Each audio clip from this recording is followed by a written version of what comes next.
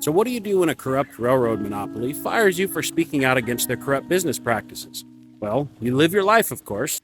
Today's adventure, Slide Rock State Park in Sedona, Arizona. So for 17 years, I sacrificed, worked holidays, weekends, nights, 70, 80, 90 hours a week sometimes, away from home, for a company that will essentially throw you out like the trash when they're done with it.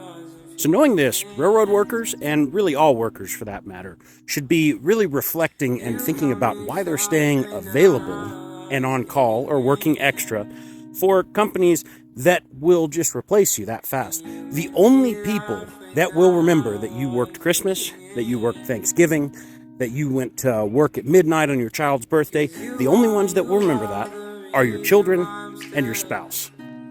So take care of yourself and your family. Take FMLA, lay off sick, on call, on a holiday, on a weekend.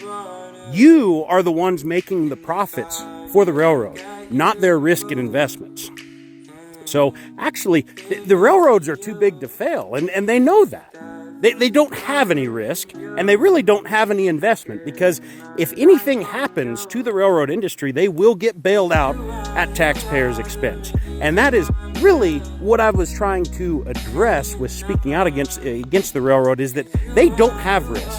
That their owners, their overlords, Vanguard and BlackRock, that own billions of dollars worth of shares in these companies, as well as every corporation in America, they are the ones that determine the economic future and direction of our vital transportation industry, of your homes. They're the reason why your homes are so expensive as institutional investors buy up entire neighborhoods, driving up the cost of real estate.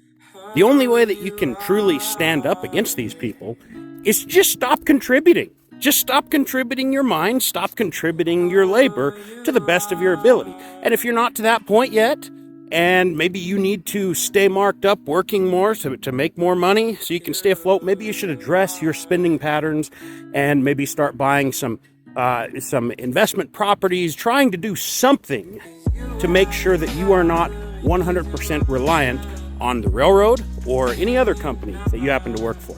So I'm going to keep talking about the railroad, and I'm also going to document travels and give people maybe some inspiration as to what else there is out there in the world and why you should not give your life to a big Wall Street corporation.